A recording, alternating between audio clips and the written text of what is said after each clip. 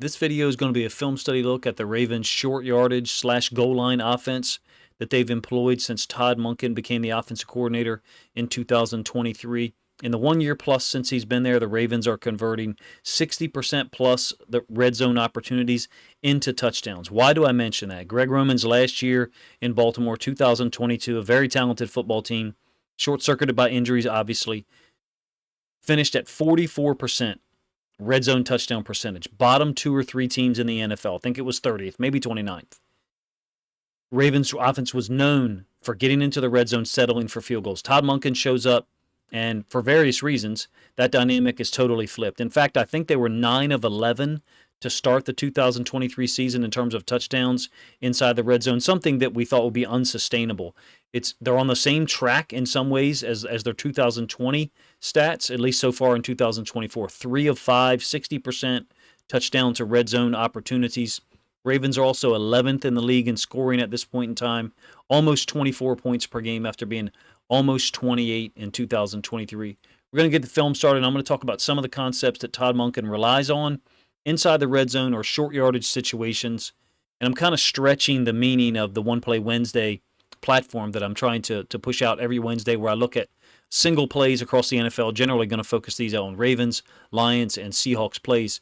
But in any case, we're going to look at all the concepts that he uses. Oftentimes they're run concepts, a couple of pass concepts thrown in. This is an example of going unbalanced. Guard, tackle, tackle on the same side, and you have guard, tight end to the backside. That's why Micah Parsons is unsure of where to line up. He had been going to the weak side early in the game. This is the Ravens' first touchdown, first possession. It's a dual read by Lamar and Isaiah Likely, and Micah Parsons was lining up away from the tight end. So he goes over to the side that's opposite the tight end. Well, that's actually the strong side. That's where the 3-man surface is. 1, 2, 3. Over here, Voorhees and Mark Andrews creates a 2-man surface.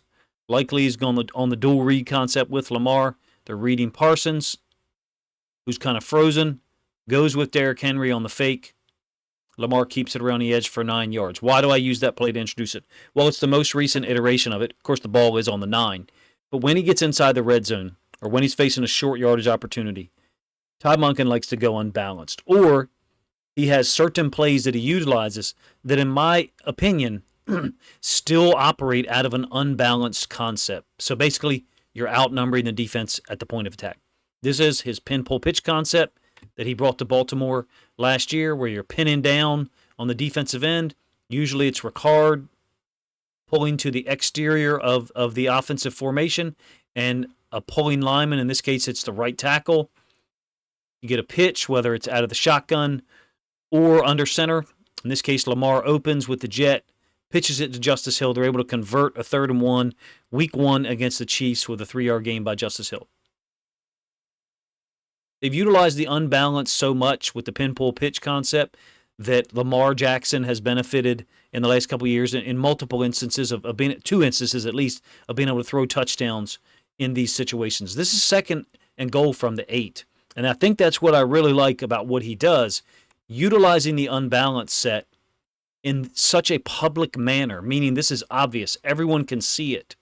Normally when he'll go unbalanced, he'll line up the offense really quickly to try to obscure the fact that they're going unbalanced, basically not let the defense see it. I think there is some real genius behind doing this unbalanced bunch A, so I call it, and having the tackle standing up be part of the bunch. It's obvious to everyone that you have an ineligible number there who is closed off, theoretically, by Nelson Aguilar. It actually looks to me like he's just as far back as Zay Flowers, so I'm not exactly sure who they're calling on the line. Fortunately for the Ravens, the fake pitch to Derrick Henry and then the touchdown pass to Zay Flowers counted, nothing was called. That play succeeds because they utilized the pitch so often by putting the back on the same side as the bunch and running the same pin-pull pitch concept that you saw Justice Hill use to convert that 3rd and 1 against the Chiefs. He loves this slot I formation. I'll explain why I call it slot I. Out of 22 personnel, so I backfield with Ricard and Henry. tight end nobody to the downside of the screen for us, and then likely is off the line, hence the phrase slot. Wide receiver up to the top side, Aguilar is on. And we run, I would say that's 90% plus here, is to the side of the slot tight end. I'll try to break it down in another video, maybe one of my previews for the Bills game. But when you see the Ravens lined up in the eye, one tight end closed off, meaning a nub tight end, nobody lined up outside of him. Slot tight end, X receiver on the same side, we're running to that side of the slot tight end. 90% plus, at least to my memory recall so far in 2024. It's a significant amount of time, so much so that when I'm charting the game, I literally write the play direction down before the play actually occurs in my stream. When they don't go unbalanced sometimes, that previous play wasn't unbalanced, by the way, but they're still running to the side that has more receivers. When they don't go unbalanced, meaning put the fifth offensive lineman on the same side as the regular guard and tackle, then they're still trying to outnumber you at the point of attack. You got a trick play here by Derrick Henry. I guess he's executed so many trick plays, wildcat stuff, fake passes, actual passes into the end zone over the course of his career. It seems natural that Todd Monken would utilize some of these concepts with him. Spread Lamar Jackson out wide. It's a 2nd and goal from the 3. Am I saying this is the reason why his red zone offense seems to be so efficient?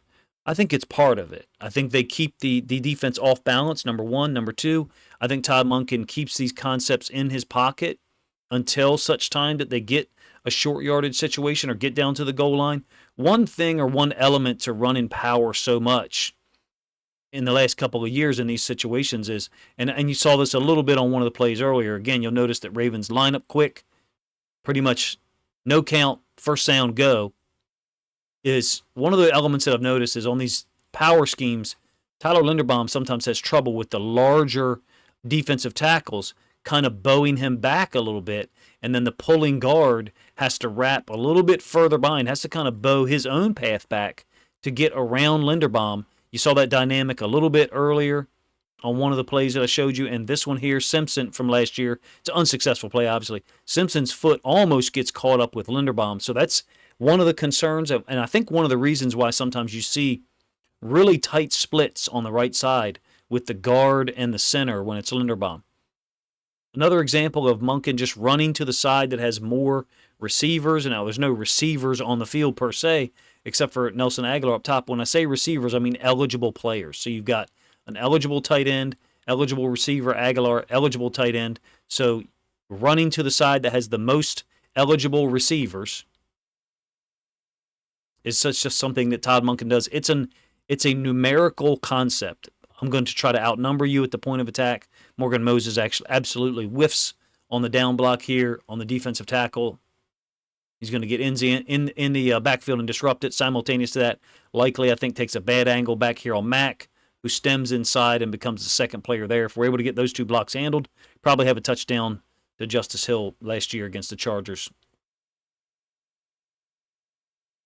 When you see one back stuff down in the goal line, it's generally going to be play action, even though there's motion behind Ricard. I'm not saying that we never run behind Pat Ricard. We certainly do, but down on short yardage situations or on the goal line, when we have one back in the backfield and Ricard goes in motion from left to right, oftentimes he's going to stop and pass pro or block, or he's going to slide out into the flats, try to get someone's attention. Really, that's a leftover concept from Greg Roman. It just happens to work better so far in the 1 year plus that Todd Monken has been running the offense here. You can see Zay Flowers ends up open in the back of the end zone against the Chargers. One back stuff, oftentimes play action. Two back unbalanced, running to the side where we outnumber the defense. It sounds simple, it's effective. One team that has not figured out a way to defend it yet in the last year plus is the Cincinnati Bengals. We haven't played them in 2024 yet, so perhaps they will solve that issue. Short yardage concepts. Second half last year especially, the Ravens relied on unbalance in certain key moments and were really able to gash them. I think this is Gus for 20 or 22 yards behind Ricard and the pulling lineman, which is Zeitler. Monken went to this on the game-clinching drive multiple times. Now, Falele has reported as eligible, so that's how come the receiver Aguilar is off the line of scrimmage. because Falele is eligible. It's just creating a three-man surface with a sixth offensive lineman. So we didn't line up another lineman to one side. We didn't switch one of the tackles to the opposite side. We just subbed in a third tackle. And in this case, we've got Macari and Falele next to each other. The power concept. Gus finishes off the win. I think I give you the end zone angle so you can see what I mean. Again, this is 2023 film, so we're talking about different players on the field, but this is what Monken does. If you're a fan of a different team and you're trying to scout someone or try to become more knowledgeable about the upcoming opponent, and it's the Baltimore Ravens, if it's short yardage, fourth down inside the goal line, inside the red zone, fourth down or short yardage, you're generally going to get an unbalanced set and a power concept to that side. And you see it repeatedly against the Cincinnati Bengals. They even went so far in the Week 11 win last year to go guard nobody. And that is just very rarely seen. So both tackles on the same side. Tight end also over there, along with Ricard. Complete outnumbering of the defense to the point of attack. Behind the pulling lineman, Gus able to convert it. Trey Hendrickson is trying to figure out what's going on. He's hollering because he doesn't have a second tackle. He doesn't have a tackle to his side. He knows something's wrong. He should be lined up outside the second player on the end-man on the line of scrimmage. In this case, there is no second player because Macari just motioned over there. It got so bad against the Bengals in terms of recognition that the Ravens went and did a different version of it on the very next play. Guard and then tight end is likely. Here's the actual right guard, Zeitler, the actual right tackle, Moses, and then the actual left tackle kicked over to the other side, Patrick Macari. Very next play, same exact concept, unbalanced, power, Gus cuts it back, Hendrickson can't make the tackle, ends up being a 3-yard touchdown for the Ravens. I think Monken had the perfect back for those short yardage situations last year and has the perfect back this year for it as well in Derrick Henry. One back, Ricard going to go in motion across. It's not normally going to be power. In this case, it's a 4th and 1 in the playoff game against the Texans. This is going to be Lamar keeping around the edge. Conceptually, why is he doing this? I think it's because the tackle, in this case, Ronnie Stanley, is actually lined up at left tackle instead of being lined up over here as an additional player to the right-hand side. We do have a wide receiver off screen to our left.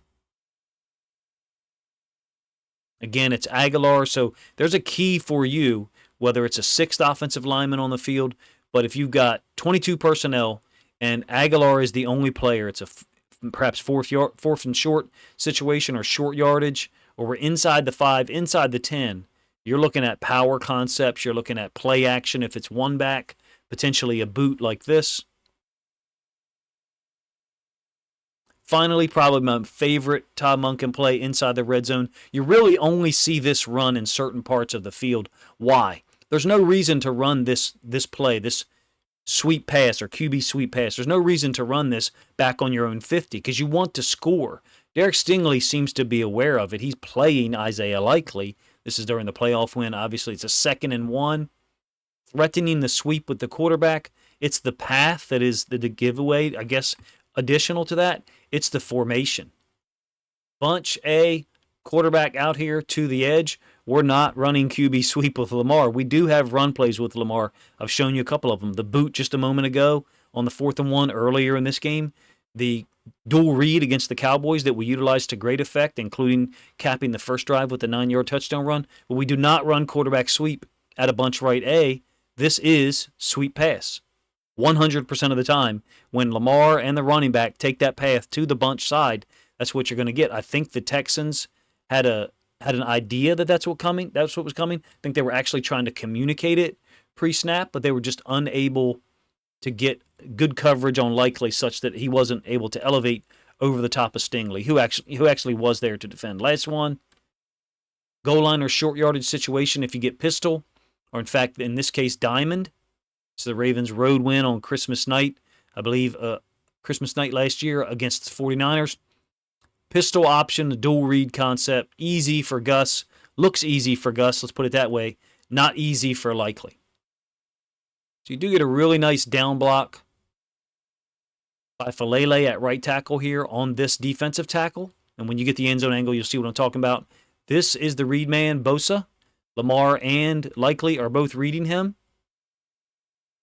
Since he stepped upfield, first of all, why did he step upfield? Well, it's got Ricard to him. He's expecting a kick-out block, so he's trying to take on that kick-out block. So great design. Likely is reading that, and since Bosa is stepping upfield, Likely Jay's underneath to go block somebody on the front side. I think it's Warner. Not a huge collision necessarily. Warner actually runs into his own player after the collision with Likely. The point is, if Bosa had stepped down to force a keep read, then Likely would have looped outside. If Bosa had stepped down here, Ricard would have kept on his path, picked up the frontside inside linebacker, Likely would have looped around the edge, and Lamar would keep the football, and we had get the same result, except Lamar would be the guy scoring a touchdown outside. Very similar to what he did against the Cowboys to cap that first drive. End zone angle, same play. So the pre-snap alignment of the offensive guys is a real tell, in my opinion. It's still going to be difficult to stop. I question sometimes how much formation recognition certain defenses do that maybe just want to line up and play because they're better than the teams they're facing. But there are some real pre-snap tells to what the Ravens do down there inside the 5 or fourth down situations, if you ask me. Monken will install things as the year goes on. It's like a progression. He'll show the same concept early, the first 2 or 3 or 4 weeks of the season, and by the time you get to week 13 or 14 and 15, he'll be relying on one of these other concepts in those situations. So there is a progression to it. There are more options than maybe I make it sound, but I truly believe that a lot of what we run in 4th and 1, 4th and 2, short yardage situations down inside the 10 is somewhat predictable from a Ravens offensive standpoint, just based on the personnel and the formation that's displayed. You guys let me know what you think of the video. I definitely got away with one here, calling this One Play Wednesday. I guess I should call it One Concept Wednesday. I enjoy making these videos, trying to highlight or display concepts for one play. In this case, I find it interesting that our red zone touchdown percentage is so much higher under Todd Monken. And he's not, quote, known as a power running coach, but when we get in these situations, he's really overloading one side numerically, either with an unbalanced offensive line, bringing in a 6th offensive lineman, or motioning over 2 or 3 extra players to outnumber the defense at the point of attack, which is really old school concepts from 60 or 70 years ago, but it works out well. Appreciate you guys' time, man. If you enjoyed the video, please let me know in the comment section. If you don't know, likes and comments really drive the content to be engaged by more people, to be pushed out to a larger audience. So if you appreciate this video and the way I broke down the plays, and the plays I tried to use to illustrate how effective the Ravens' goal line and red zone offense is under Todd Monken, then please consider grabbing a link to this video, sharing it out on social media to help this content get more reach.